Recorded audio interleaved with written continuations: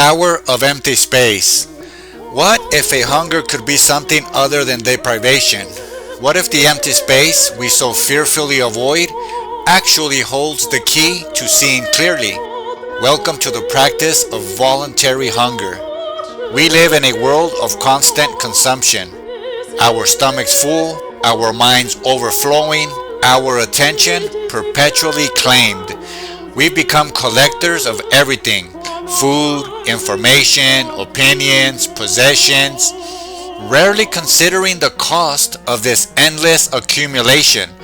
Today we explore the counterintuitive power of saying no, not as an act of deprivation, but as a conscious, intentional choice to create emptiness. For it is only in empty spaces that new possibilities can take root. The dry fast in our title serves as a powerful metaphor, not necessarily advocating for complete abstinence from water, though various traditions have practiced this, but rather representing a profound withdrawal from what normally sustains us. It's the creation of an internal desert where the mirages of our consumed lives fade away, and we are left facing the authentic landscape of our own being. When we stop feeding the noise, we finally hear the signal. When we create silence, we begin to understand what deserves to be said. This is the voluntary hunger, a chosen emptiness that becomes more nourishing than any fullness we have ever known. The wisdom of voluntary hunger is not new. Across millennia and continents, the world's greatest philosophical traditions have recognized that mastering desire is fundamental to mastering life. The Stoic philosophers of ancient Greece and Rome framed self-denial as a path to freedom. Epictetus, born a slave, taught that freedom is secured not by fulfilling of desires, but by the removal of desire. For the Stoics, voluntary hunger was training for the soul, a way to prove to oneself that happiness depends not on external conditions, but on our judgment about those conditions. Similarly, Seneca wrote extensively on practicing poverty voluntarily, not because one must, but because by learning to live with less, one dismantles the fear of loss that gives others power over us. He understood that the person who can walk away from comfort holds ultimate negotiating power with life itself. In Eastern traditions, this concept finds parallel expression. The Bhagavad Gita, a sacred Hindu text, distinguishes between the yoga of constant practice and the yoga of renunciation. It describes those who eat what is necessary, rather than consuming for pleasure alone, recognizing that simple eating leads to a tranquil mind, while overindulgence agitates the consciousness. Buddhist philosophy identifies tanha, craving or thirst, as the root of all suffering. The practice of mindful eating and occasional fasting serves to directly uproot this craving, creating space between stimulus and response where true freedom resides. The Buddha himself practiced severe asceticism, including fasting, before finding the middle way, suggesting that understanding hunger is essential to understanding the nature of desire itself. Beyond the philosophical, we find the sacred application of fasting in indigenous and shamanic traditions worldwide. Among many Native American cultures, Vision Quest involved days of fasting and solitude in the wilderness. The Lakota's people's Hambleseya, or crying for a vision, required the seeker to go without food and water while praying for spiritual guidance. This voluntary hunger served to purify the body, humble the ego, and sharpen spiritual perception, making the individual receptive to dreams and visions that would guide their life path. The emptiness of the stomach was believed to create fullness of spirit, Similarly, the Toltec traditions of ancient Mexico, as preserved in Don Miguel Ruiz' The Four Agreements, emphasize impeccable speech and not taking things personally. Both forms of fasting from toxic mental patterns. The Toltec warrior was known for their discipline in stalking themselves, observing their own behaviors, impulses, and attachments without judgment. This self-observation requires creating space between instinct and action, a psychological fasting from automatic reactions. These traditions understood something we've largely forgotten, that emptiness can be sacred, that by voluntarily entering a state of need, we remember our fundamental dependence on something greater than ourselves, whether we call it nature, spirit, or simply reality. Modern science now confirms what ancient traditions knew intuitively. Creating space through various forms of fasting brings profound cognitive and psychological benefits. Recent research in neuroscience reveals that what we consume directly affects our brain's functioning. A 2025 study from UNC School of Medicine discovered that high-fat junk food can scramble memory circuits in the hippocampus in just 4 days, making neurons overly active and impairing memory function. Conversely, the study found that interventions like intermittent fasting were sufficient to normalize these neurons and restore memory function. This provides scientific backing for the cognitive reset that fasting can provide. When we practice information fasting, consciously limiting our consumption of news, social media, and digital entertainment, we're not just saving time, we're protecting our most precious cognitive resources, our attention. Psychology research indicates that we commonly call willpower is actually a limited resource that depletes throughout the day as we make decisions and resist temptations. Every notification we ignore, every article we choose not to read, every automatic scroll we resist, these small acts preserve our decision-making energy for what truly matters. The psychological power of saying no has been extensively documented in contemporary research. Studies show that the inability to say no contributes significantly to stress, burnout, and loss of autonomy. When we constantly say yes against our better judgment, we create what psychologists call cognitive dissonance, a misalignment between our actions and our true desires that generates profound internal stress. Conversely, the practice of saying no to non-essential commitments creates what researchers call mental space, the psychological capacity for reflection, creativity, and strategic thinking. This isn't merely metaphorical. Brain imaging studies show that during states of rest and non-focused attention, our brain's default mode network activates, facilitating creative connections, memory consolidation, and self-reflection.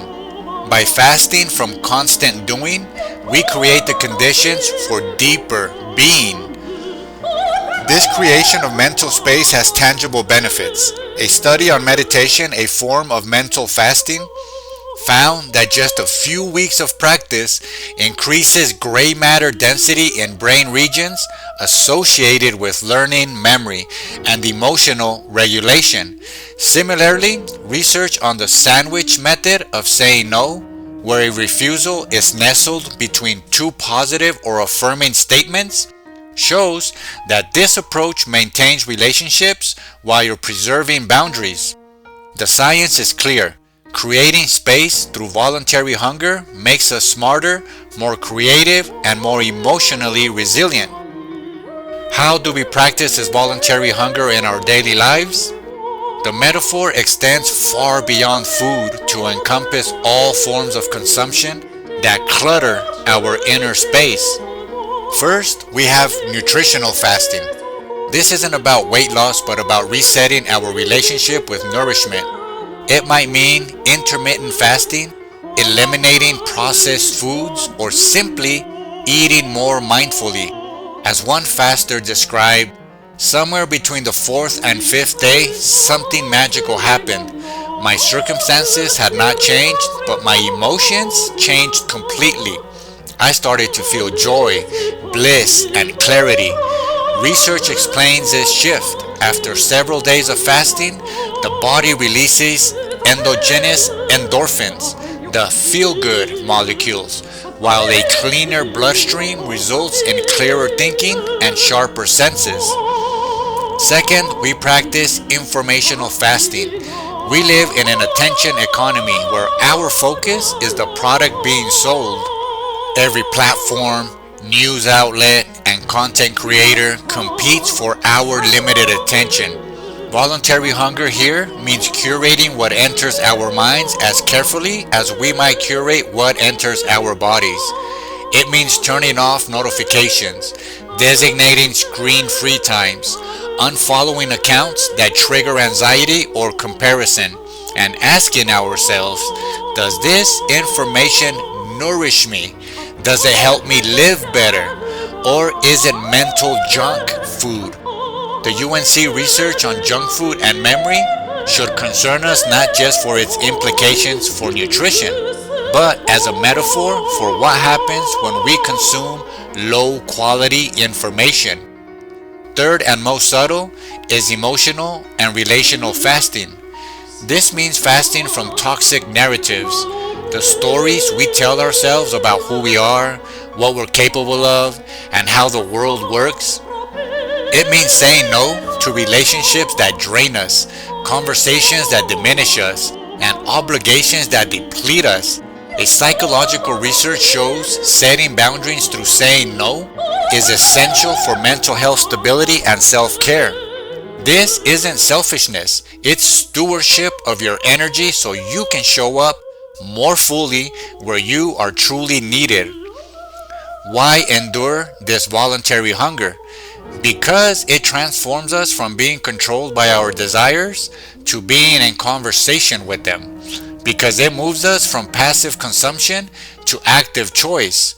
There's a profound transformation that occurs when we stop reacting to every hunger, whether for food, distraction, or validation, and instead meet it with conscious curiosity. We discover that behind the surface, hunger lies a deeper one, for meaning, for connection, for purpose. The French philosopher Simone Weil, who eventually starved herself to death in solidarity with victims of World War II, wrote that the danger is not that the soul should doubt whether there is any bread, but that, by a lie, it should persuade itself that it is not hungry. Our voluntary hunger isn't about convincing ourselves we don't need it. It's about discovering what we truly need. When we stop feeding the superficial hungers, we create space to address the deeper ones. The Toltec tradition offers powerful insight here. What we call suffering is merely the distance between what we authentically are and what we've pretended to be to gain acceptance. The voluntary hunger helps us strip away these false layers. Similarly, the Stoic practice of negative visualization, imagining the loss of what we have, is a form of emotional fasting that helps us appreciate the present moment rather than constantly craving more. This practice ultimately transforms the very chains that bind us into tools we can use. What was once a compulsion becomes a choice. What was once an automatic reaction becomes a considered response. The German philosopher Friedrich Nietzsche expressed these transformations perfectly. You need to have chaos within you to give birth to a dancing star. The voluntary hunger creates the chaotic, empty space where new stars, new possibilities can be born. So how do we begin? The practice of voluntary hungers needs not to be extreme to be effective. Small, consistent acts of no create the neural pathways for greater autonomy and clarity. Start with a digital sunset. 1 hour before bed and 1 hour after waking, Fast from screens. Notice the resistance, the automatic reach for the phone, the fear of missing out. This small space creates room for reflection, intention setting, and simply being present. Practice the mindful pause. Before saying yes to any request, rather than automatically agreeing, try, let me check my calendar and get back to you. This creates space to consult your authentic capacity and desire rather than people pleasing. Experiment with media fasting. One day a week without news or social media. Notice what thoughts and emotions arise when you're not numbing or distracting yourself. This creates space to hear your own voice rather than the constant chorus of external opinions. Try the Stoic practice of eating simple, unseasoned food occasionally, not as punishment, but to rediscover the inherent satisfaction of nourishment stripped of entertainment, to remember that food is primarily fuel, not consolation. Implement the sandwich method of saying no when you need to set boundaries. For example, I appreciate you thinking of me. I won't be able to participate at this time, but I wish you the best with this project. These practices are not ends in themselves. They are a means to create what the ancient traditions called sacred emptiness, the fertile void where transformation becomes possible. The indigenous vision quest understands that only in the empty, hungry state do we become receptive to visions. The Buddhist meditation practices understands that only when we stop grasping at thoughts do we discover the vast, peaceful awareness beneath them. The Stoic philosopher understands that only when we contemplate loss do we truly appreciate what we have. Your voluntary hunger, your chosen no, is not a rejection of life's abundance. It is the condition that makes true appreciation possible. By creating space through refusal, you make room for a deeper yes. By fasting from the noise, you become able to hear the signal. By embracing emptiness, you discover a fullness that cannot be taken away.